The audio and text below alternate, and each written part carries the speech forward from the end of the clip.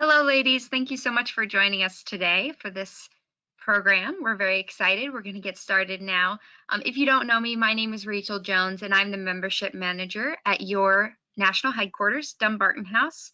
I'm so happy to be able to help with these programs. Throughout the program, if you do have any technical issues, please put your questions in the questions box, and I'll do my best to help you out with any technical issues. At the end of the program, we'll also have a time for question and answer period. If you do have any questions throughout the program, also put those in there. I'll be going through those questions at the end with Lisa. Thank you so much again for having us. And I'd like to now introduce Bunny Muir, DC Society President.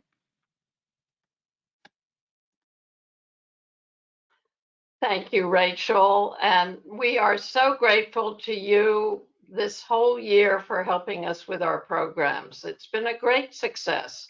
And not only have we been able to have our DC Society present, but dames from all across the country. So it's been great. This Mount Zion program is of special interest to us. Linda Mattingly, way back when I first became a member, was talking about Mount Zion. We went to the historic church in Georgetown, and they started telling us about how much they wanted to make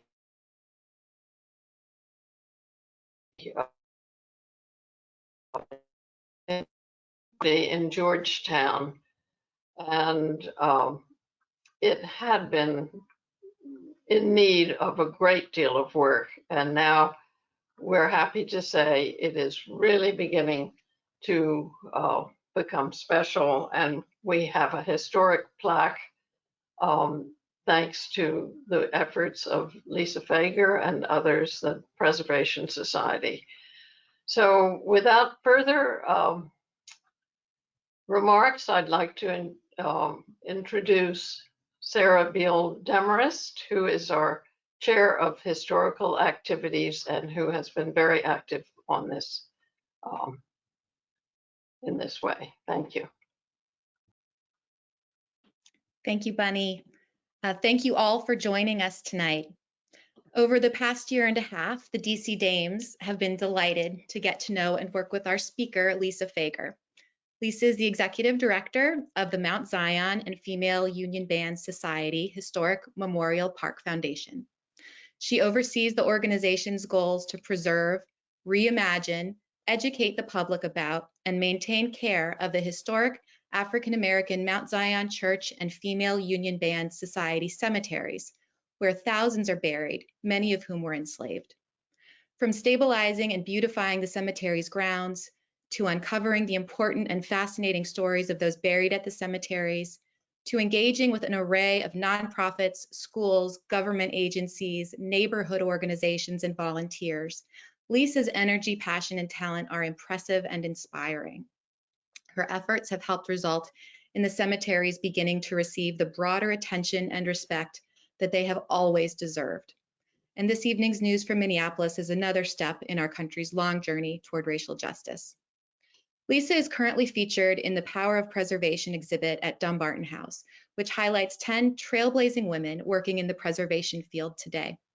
A self-described student of history and a non-traditional preservationist for nearly 20 years, Lisa has worked to preserve and protect Black communities by reflecting on the past and using her voice and actions to create meaningful change. She has served as a public policy and operations director, as well as a consultant to national civil rights organizations, such as the Congressional Black Caucus Foundation and the National Coalition on Black Civic Participation. Receiving her BA from the University of Maryland and her MBA from Johns Hopkins University, Lisa is a nationally known leader in preservation and civic engagement, and we are thrilled to have her share the rich and ongoing history of Mount Zion Cemetery with us tonight. And I want to add that the importance and reach of Mount Zion Cemetery and its story are reflected in the wonderful group we have in attendance tonight. In addition to fellow DC Dames, there are Dames from societies around the country, including some of our national leadership. There are Georgetown neighbors, cemetery volunteers, and more. And as diving deeper into history has a way of doing, we uncovered a link between the DC Dames and Mount Zion Cemetery through Judge Oliver Gash, who had a close connection to some of our members. In 1975, he ruled that the cemetery, which had long been under threat of development and disinterment of those buried there, would not be sold. In his ruling, he stated that such actions, quote, cannot but offend the sensitivities of civilized people. Equally important is the fact that not only would such a degradation be perpetrated against the dead, but in this instance, the violation of their graves involves the destruction of a monument to evolving free Black culture in the District of Columbia. We are grateful to Judge Gash for that and to the many activists, volunteers, and descendants of those buried in the cemeteries who struggled for decades to preserve this hallowed space. With that, we welcome Lisa Fager. Thank you, Lisa. By it. So thank you so much, everyone, for inviting me, especially the National Society of the Colonial Dames of America in the District of Columbia.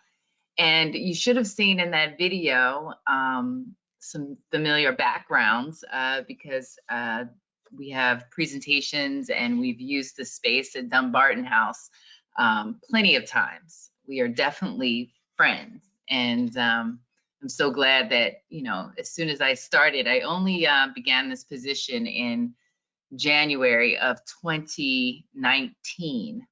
And so we've been friends ever since. And so I wanted to start, well, first by saying my name is Lisa Fager. I have a different type of background. As Sarah pointed out, I'm not the traditional preservationist. I do work a lot in civil rights, but began my my beginnings in the entertainment industry in marketing and communications for Capitol Records and Discovery Channel. And I think I'm able to help bring some of the attention to the cemetery based on some of my background. And so I changed my title today because of what happened. And it's also a title we use with one of the programs we're having this summer and had last summer called Headstones in History, Black Lives Mattered. And I thought it was pretty apropos today. And so to begin, I'll just begin at the beginning. I think it's best to start chronologically in telling the story. It is not just about 2 cemeteries. It is really about 4 cemeteries. So what a lot of people don't understand is that before there was a Mount Zion, there was an old Methodist burying ground, which the Montgomery Street Methodist Church purchased in 1808 and then had a first burial in 1809. And the Montgomery Methodist Church is actually now Dumbarton. And they purchased this cemetery for both white and Blacks to be buried there. And what's unique is that like 50% of the congregation was Black, and then of those, there was 50% free and enslaved. So that is, and they both were buried in the church. Buried in the cemetery. And originally they did not allow the free Blacks to be buried there, but eventually they did. That was in 1808 and 1809. In 1842, oh, I'm sorry, I could hear someone. Is someone talking to me? No? Okay. In 1842, the Female Union Band Society purchased 1.5 acres beside the old Methodist burying ground. The Female Union Band Society, although they do sound like they play instruments, they do not. And they are more about a union, people that work together, a mutual aid society that would support free Black women in their time of need.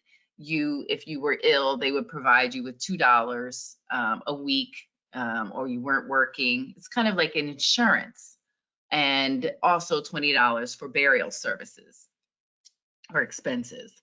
And so these women Black women were not allowed to purchase property in 1842, no women. And so what happened was, of course, they found a way and got a man to buy it and put him in trust and signed it over to them. So I've always loved that story, because how did they do this? In 1842, it kind of boggles our mind when it comes to slavery, and understanding urban slavery was a little different than what we're typically here when it comes to slavery. And so with that, um, if you were part of this mutual aid or related to anyone or connected, you were able to be buried in the Female Union Band Society Cemetery.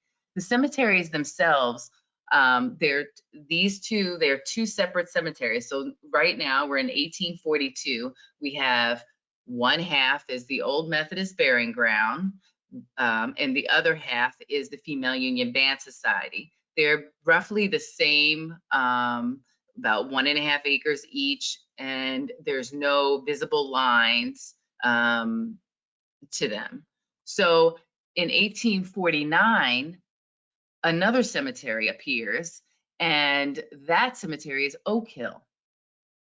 Oak Hill Cemetery is now next to Female Union Band Society. So if you're in Georgetown, and I'll tell you the original entrance. I don't think I have, no, I do not have a picture.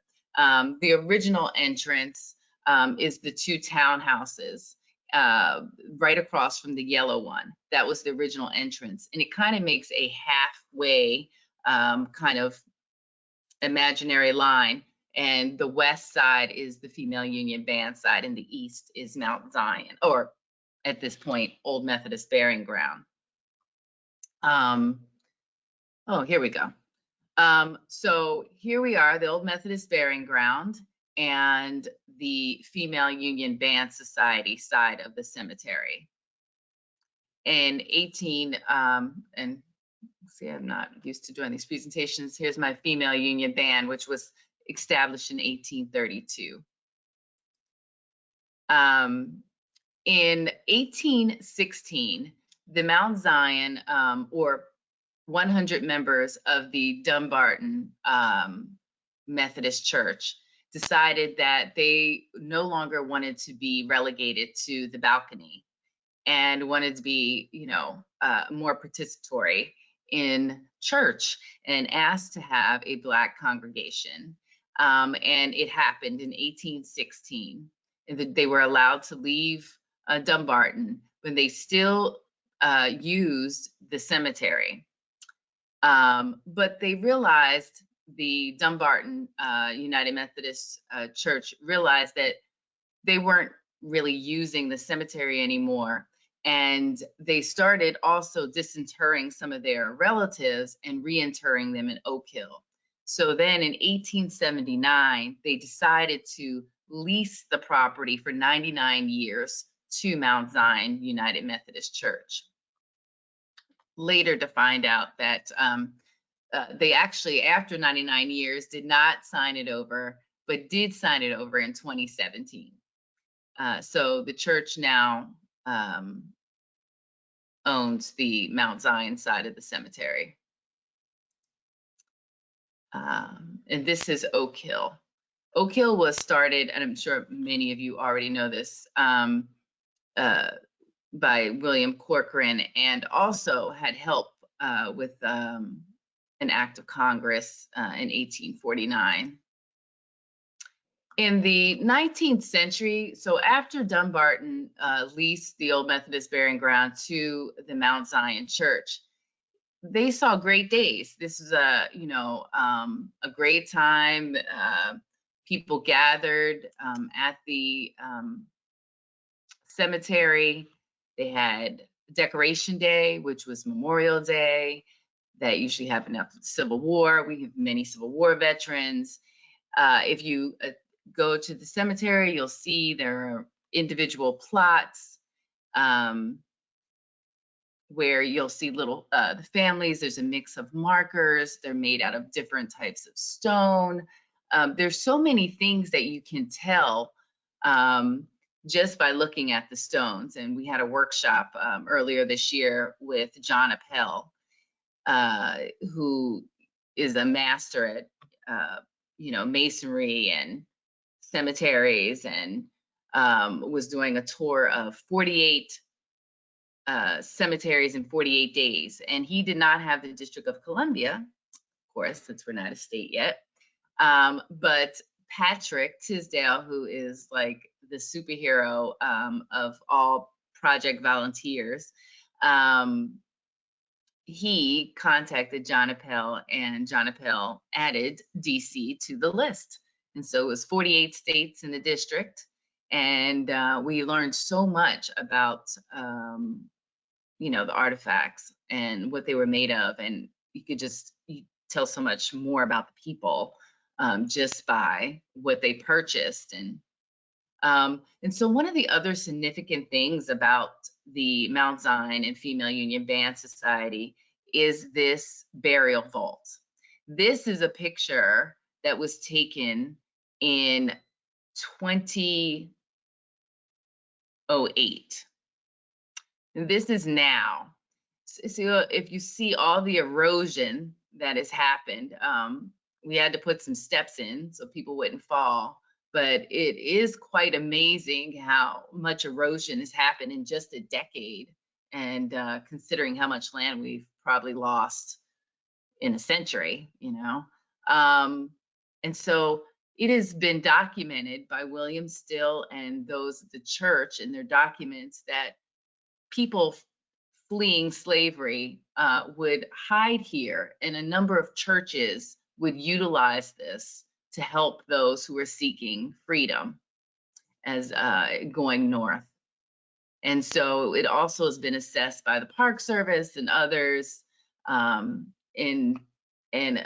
William Still's narratives definitely discuss people hiding in the cemetery, not just in this vault, but also behind the markers that were there.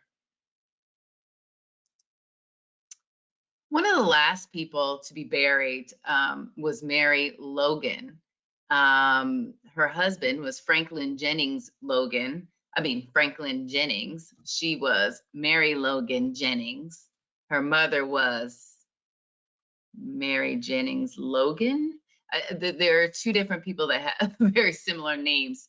And I'll make a connection here with Franklin Jennings, because Franklin Jennings is Paul Jennings' son. And Paul Jennings was the manservant to President James Madison, and was said to have been with Dolly Madison when she brought the painting from the White House as it was burning, the George Washington painting, over to Dumbarton House. It is believed that Paul Jennings was also there. So there's a connection. And as you can tell, Franklin also fought in the Civil War, the 5th Massachusetts Cavalry. And Mary Logan was also a member of the Female Union Band Society. So what happened to the cemetery? How did it get in such disrepair? Well, that is a great question. So what happened was, come the turn of around, I guess, in the 1930s, 40s, what happened was Georgetown was, there were a turnover of residences, or gentrification at the max, where African Americans were 30 to 40% of Georgetown. And a lot of the new preservation laws basically removed a lot of those that lived in Georgetown that couldn't afford the upkeep and getting it preserved. And so what happens, a lot of people who didn't live in a neighborhood no longer attending the church, and there was no plan for perpetual care, obviously, in looking at these pictures. And it just went wild looking, and it was shut down. in 1950, after Mary Logan was buried around 1953, the health department shut it down and developers swooped in. And we're definitely planning to take over this property that also borders Rock Creek Park, or Rock Creek, the creek. At that time, the cemetery went all the way down to the creek. And literally for 20 years, I mean, there was, let's get this land and get it permitted, and everybody was on board. The churches, the Female Union Band Society. I mean, obviously, there was a lot going on with it being overgrown and just people not wanting to deal with it. And in doing so, the developers won. By 1964, they had the right to disinter the bodies, and they wanted to build condos and townhouses on the property. And once they got the right to disinter, then they decided, well, oh no, originally they wanted to do single family homes, excuse me. And then they decided, well, we could put more on there if we make them condos and townhomes. So with that, and a lot of us know the struggle with permits and the process. And so it wasn't easy for them. So in the midst of them trying to get their new permits to they already got the right to disinter, but get their new permits to build the townhomes and condos, there was some action on the other side. A man named Vince DeForest and Neville Waters Jr. Got together and really tried to save the cemetery. And the way that they did it is they were able to get it placed on the list of historic, the registry for historic places. And that's when we get to Judge Gash. And Sarah stole my thunder and read this quote already, so I will not reread it to you. But what I thought was awesome was, in the midst of they had the right to disinter and just go with it, but that little window of opportunity. And what was interesting is Neville Waters Jr.'s mother, Gertrude Turner, was a Female Union Band Society member, and she originally had said she was okay with the disinterment, and selling the property, but she had changed her mind. And then she passed away, and her son got involved, and that's, got involved with Vince DeForest and his organization, which was called the Afro Bicentennial Corporation. And what they did, they're architects by skill, but also historians, went around the country, and they saved African American sites. Literally, the National Park Service had 2 African American sites, and Vince and his brother, I think literally like 80 plus, when he retired. So I wanted to go, so this is what some of our cemetery looks like now. What happened when they got the right to disinter, and in the midst of that, one of the things that Judge Gash did order was that the markers, or not the markers be removed, so that oh, let me go backwards. So here we are with volunteers. This is Western High School, which is now Duke Ellington. But as you can tell, you could not walk in here. And so there's definitely, no grass right here. So it's a good deed, probably not the best thing to do, but volunteers from the Police Athletic League to high schools, UDC, Howard. They got together and they moved the markers to reseed the property. In doing so, they moved them and put them in 3 piles. Once they did that, they realized it was way too fragile to move them back.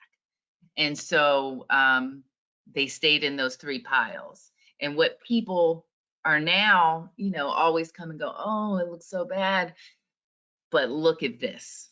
You couldn't walk anywhere. And so now we're at a point where we're trying to figure out, what do we do with the markers? And I mentioned Patrick, he's this guy right here, Patrick Tisdale, who is a Georgetown resident, who has been amazing. Like, he's like my Superman. He has just helped. I mean, during COVID, when everything was going crazy, people really wanted to do something outside. And Patrick was great at organizing. We had already been working together the year before, but organized volunteers to come outside and work on little patches of work, and so they could do it at their own time. And we have this huge network now of folks that help us. So we are moving right along. And so I wanted to talk, well, now that you know the history of the cemetery, I want to tell you what are our preservation efforts right now. Land and trees. Literally last week, we planted 250 tree seedlings. As I said, we lost a lot of land due to erosion. There is no water. Oh, I did put it in here. As you can tell, here's one of our biggest problems. And this is the Dumbarton parking lot. And they actually have similar, it's a together problem, because this used to be a street. And this is what you drive into to get to the parking lot. And it is a mess. And this actually belongs to the city. So this is Lion Mill Road. But what happens is there's no water intake, no stormwater drainage. So it all goes into our cemetery and causing a lot of problems. I actually want to go back. Yes. So also with the land, I'll mention this. We've had ground penetrating radar done on the flat part of the land. So that's like a third of the land, because we of course are being attacked by Japanese knotweed. And I mean, that is such a vicious weed. Literally, we did these 250 seedlings last week and cut down all the Japanese knotweed and put the trees in. It rained, and literally, I think the Japanese knotweed is at least 3 feet tall, just in 1 week. It's crazy. But we did ground penetrating radar to see if we could tell how many people are buried at the cemetery. One of our challenges is that we predate death records almost by 70 years. So we don't have a lot of death records because this is the oldest, some of the oldest churches in the district, and we just have some records. And so that has been a challenge, but we've been able to find undertaker records. And then with the ground penetrating radar, we found out that there are bodies everywhere, which we weren't surprised. And we are estimating 8,000 to 10,000 bodies. Well, that's what the archaeologist said. And so, and with that, we've been really trying to figure out, put together what we're finding. And what's awesome, the other project that Patrick has been amazing with is finding artifacts. And this is what I mean by artifacts and markers. We've literally found 50 more markers in the last year that have sunk. There's so many that have sunk right into the ground and been preserved because they sunk, actually. But it is amazing how much erosion that we have. We're starting to see what they call body plates, what they used to put on bodies, or I guess wood coffins, so that animals wouldn't disturb it. And so that's how much erosion we have, that they're literally kind of coming up out of the ground. The other thing is, well, I'll share some history, because I'm trying to tap into a little of everything, because I could talk about a lot. And so I was trying to stay on course, but I'm going to give you tidbits, because there are other opportunities to learn more. And this is some of the other work that we've been doing, the before and after of the marker cleanings. And I wanted to mention Reverend Joseph Cartwright. He is one of the first Black preachers that Mount Zion had. And although Mount Zion was the first Black congregation in DC, or the first Black church in DC, they did not have a Black preacher until after or close to the Civil War. So, but Reverend Joseph Cartwright was, in addition to, he was a Black preacher, but not only a white preacher was the lead or in charge. But what's really awesome about Reverend Joseph Cartwright is he bought the freedom of his children and his wife and his daughter-in-law. And it took him 20 years, but he did it. He passed away in 1851.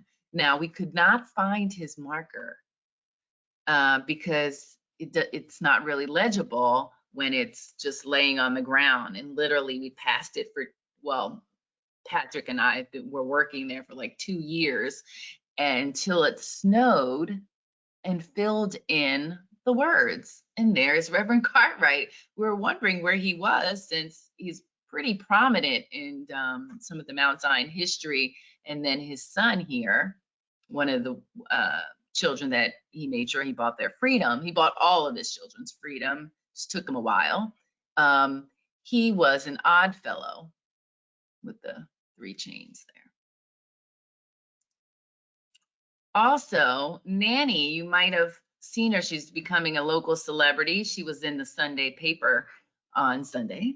And one of the things that's fascinating about Nanny is that people leave these toys, and I'm not really sure how long the toys have been here, but if you can just see this picture where the doll has clothes on, and here she is where it's tattered.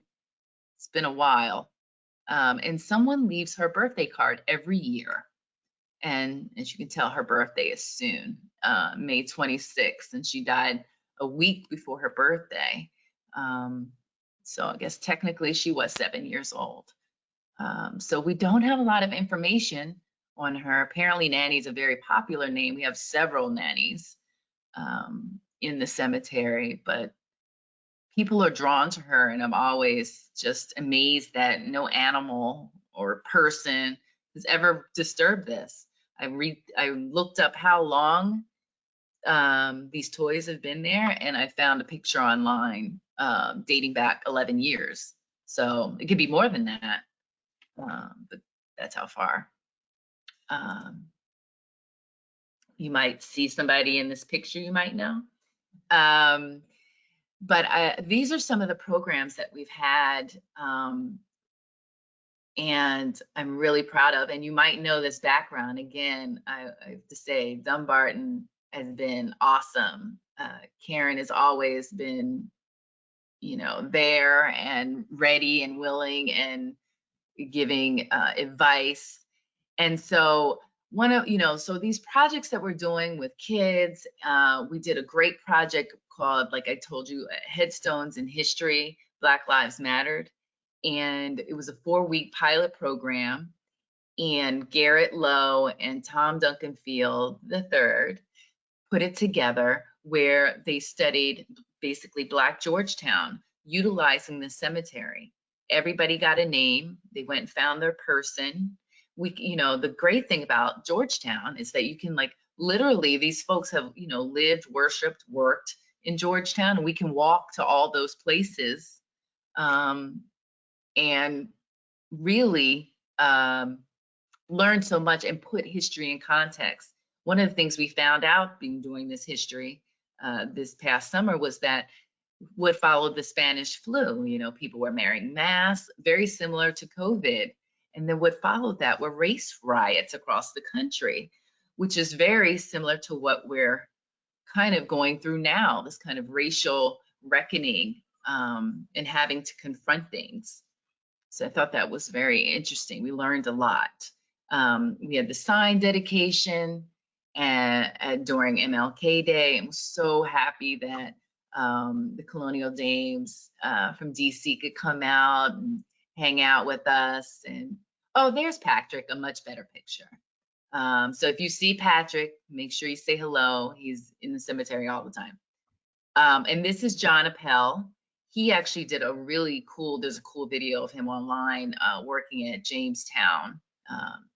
But he really showed us like all the tricks of the trade, and we hope to have more. And so here's something you can try right now. You can scan this with your phone. If you put it up to your my phone, is very easy. You just put on your camera and it scans it automatically. And this will take you to our self-guided tour at the cemetery. So please try it out.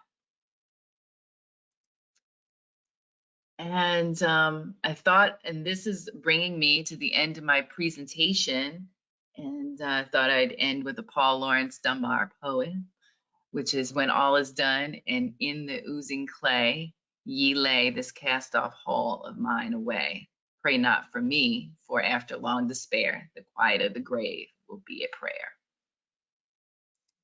Thank you. And now I guess I'm ready for questions. Thank you Rachel? so much, Lisa. That was such a wonderful presentation, and I know I learned so much about our neighbors and our neighborhood. Why don't you want to pull up that QR code one, and we can keep that one on the screen. So if any ladies want to take their phone out, I know I did. I pulled my phone out and I pulled it up pretty easy. Did it work? Yep, took me right there. Yes. So yes, ladies and gentlemen, if you're joining us, we'd love to have questions in the chat box. So if you are in the chat box or in the questions box, either one, I have some questions to start us off. How did you get started in historic preservation? I know you said you came from an entertainment industry background. Yeah, I guess after I got my MBA, I was doing more of a social marketing, working in communities around the country, and just trying to, and social marketing, and people aren't familiar because everybody knows social media nowadays, but social marketing is really marketing behavior change. And so I was working in like voting rights and financial literacy.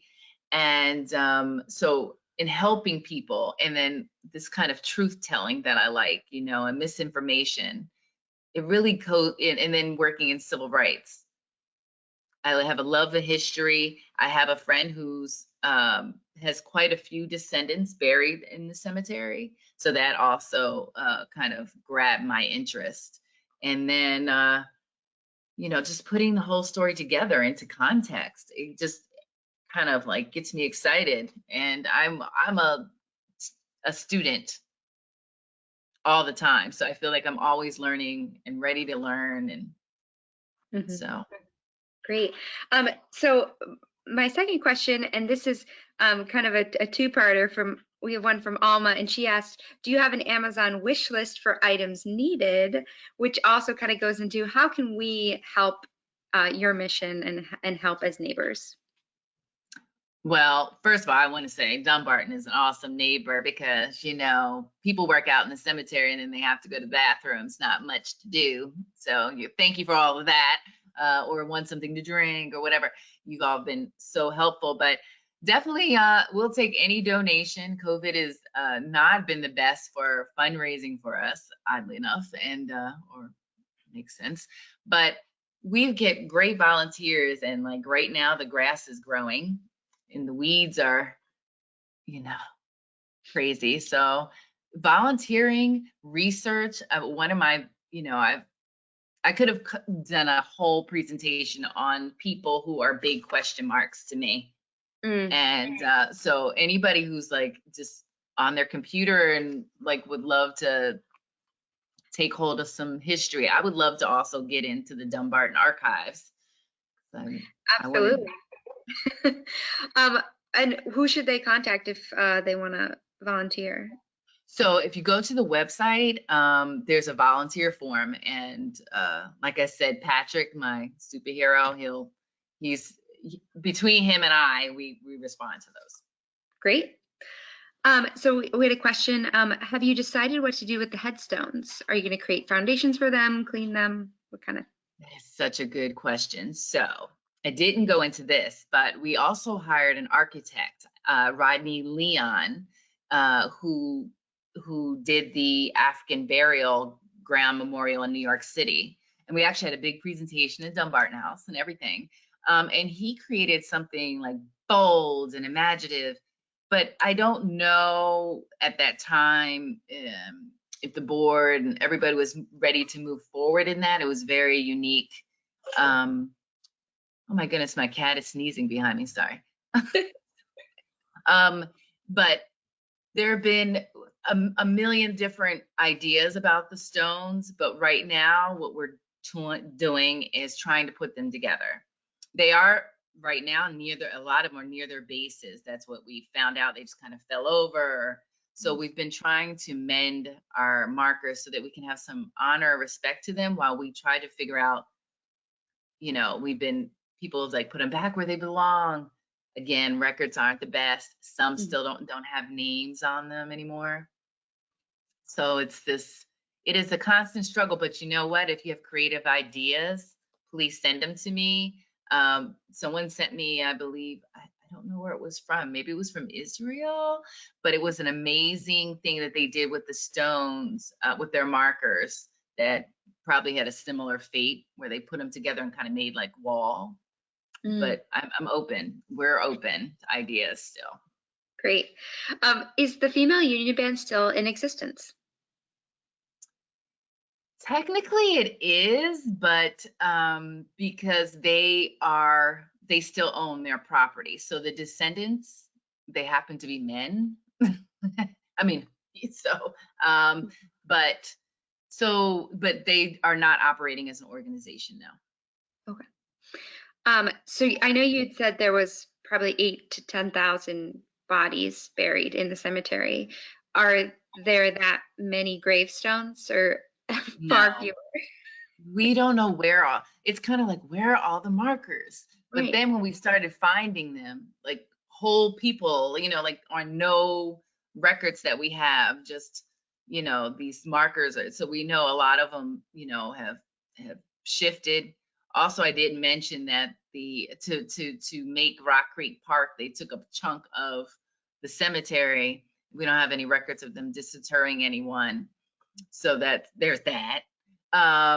So, and also to know that why the numbers are probably so high, there are also bootleg burials, because people didn't, if you were free, you really had to worry about where you were going to be buried. If you were enslaved, you didn't have to worry. And so with that worry, people could just come and bury people in the cemetery. I mean, just kind of all kinds of stories that we've heard. Also, they buried them 6 deep sometimes.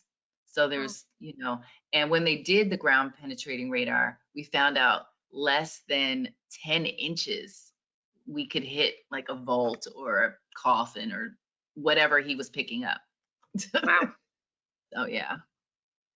So someone asked, someone said, my great grandparents are buried at the cemetery. How do I learn if their tombstones are some that are still preserved?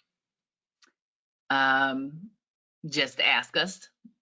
At this point, we've been in the cemetery so long, but like I said, we just found 50 new ones. So in the last year, so even if we don't have it today, we might have it tomorrow. And the other thing is, I want to say that not all the white families were disinterred. So we do have a number of white families that I would love to reconnect with. including, was it John Foxhole is buried. Henry Foxhole's son is buried there. So if anybody knows anybody. So you had mentioned like grave plates. I think that's what Body. body. Yes, we thought they were part of, hey, we're finding another marker, but the cemetery marker restoration guy was like, oh no, that's not a good sign. Those are body plates. And so, and the thing is, they look like mounds. I don't know if anybody's ever seen them before. They're like cemented mounds, and I've seen them in other cemeteries, didn't really know what it was. But these are coming up in pieces. Yeah. So are they is this an old tradition, or you said it's used to kind of protect against animals and things, but it's not typical? Correct. No, I think it's typical of people who are buried in burials where they're not in like secure coffins, or and back then it was just like wood, or maybe it's just your body, so. And I had no idea. I mean, that makes sense. Yeah, I learned. Yeah. I'm learning a lot too. Yeah, I can imagine. Do you have any collaborations with the Congressional Cemetery? No. Okay. Well, I say it like that because every time somebody comes to me and talks about Congressional, they go, "Are you gonna do a dog park?" And I'm like, "No, never." So I tell everybody that. No, we're not a dog park. I prefer people would not walk their dogs in the cemetery, but I am so open to pass through, and because why not? We're so close to Rock Creek Park, but because of the water, it's like a 5-foot drop at the end, and so. But I'm all for walking through. It kind of gets to me because, We had a question about, is it fenced in? Can you just come through? No, it's not fenced in, and the descendants, well, not the descendants, but the board and descendants don't want a fence because it never had a fence, and it was part of the Underground Railroad and the whole spirit of that. And like, if people could just read a sign, it'd be great. Just respect without having to like fence myself in. Somebody mentioned maybe there would be an opportunity to put some of the legible grave markers on the Billion Graves and Find a Grave websites. That'd be a fun project for somebody. Yes, they should all be there already. They are. Some nice people already did that. Wonderful. So yeah, you can check there to see if they're there. Let's see. Boom. Great. Well, I had another question. You mentioned something about Decoration Day. What is that? And do you know why it later became Memorial Day? Was Memorial Day chosen because of Decoration Day? No, actually, Decoration Day is Memorial Day. So that's just what it used to be called. That's what it was. That's where it came from. It came from, and I can get you the rest of the story because it's all in my head, but I don't want to give you the wrong details. But no, African Americans had traditionally gone to cemeteries to, particularly around after the Civil War. And I forget what president adopted Memorial Day. But I can follow up and send you more information on that to send out. I'd love to hear more. Story. Yeah, because you hear about a lot of old pagan holidays kind of were, and I kind of thought, oh, maybe the same thing happened. It was taken over. Great. So yeah, we've got a bunch of people commenting saying thank you so much, Lisa, and they want to get involved and how to contact you. And again, I think going to your website, going to the Mount Zion website, and filling out that volunteer form. And then I'm easy to contact. Literally, my phone number and my email is on the website, so you can go. The easiest way to remember, because we have like a redirect, but blackgeorgetown.com. And also we're on Facebook and we're on Instagram, both at Black Georgetown. Great. And one last question for you is, we want to be good collaborators, and how, like, what do you find in partnerships and collaborations? What do you think is the kind of the best way to go about it, and what do you like to see in your collaborators and your partners? Well, I think when we collaborate, I like to see both of us get something out of it, so like, help, win-win type of situations and collaborations. And I think there's so many things to do at the cemetery. I'm like, do you like weeding? Do you like planting? Archaeology? Do you like history, research? There's so many different ways. Do you like cleaning markers? Do you want to put them back together? Do you want to go inside the vault and try to find fingerprints? I mean, I have a million things, and so I'm so open to collaboration. And honestly, I want to be a model for the other thing, I guess, that could help is there's an African American Burial Act. It did not pass or get reintroduced to the House last time, so it has to be all done all over again.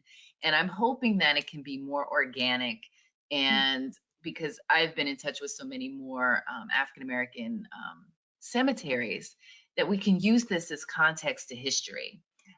In us doing the more research, I found out that some people that were enslaved by the Norris family are buried in the cemetery, and making those connections with you and St. Albans, and then also Tudor Place. Hannah and Alfred Pope's, several of their children, and Hannah's mother, who was enslaved at Tudor Place, is in the cemetery, and those who were enslaved at the hotel in Georgetown are buried there. So it's like, can we get more collaborations with people I think have more interest? Dumbarton Church, not just Mount Zion, but Ebenezer and all the other Black churches, and also the Catholic Church, because oddly enough, I'm finding some connections with like the same people who built or founded the Mount Zion Church have the same surnames as the people who found Epiphany. So, and even within, I mentioned Neville Waters III, his grandmother was Catholic, and the one who was agreeing to sell that part. She's a female Union Band Society, and she's one of the founding members of Epiphany Catholic Church. Meanwhile, her father was a devoted Methodist and is buried in the cemetery. Wow. So she's not buried in the cemetery because she's buried in the Catholic cemetery. But it's such a I am so, interested in like knowing like how this all came. And then, a lot of these people are like 5, 6 generations. Georgetown, I would love to get into some family Bibles in Georgetown. Well, hopefully we can make that happen. And thank you, Lisa, so much for joining us. I learned so much, and I know all of our attendees say they messaged us in the chat saying thank you, and thank you for this wonderful presentation. It was recorded today, so if anybody wants to watch it again or pass it along to some friends, it'll be available on the DC Society website. Thank you again, and have a wonderful night. Good night. Thank you, guys.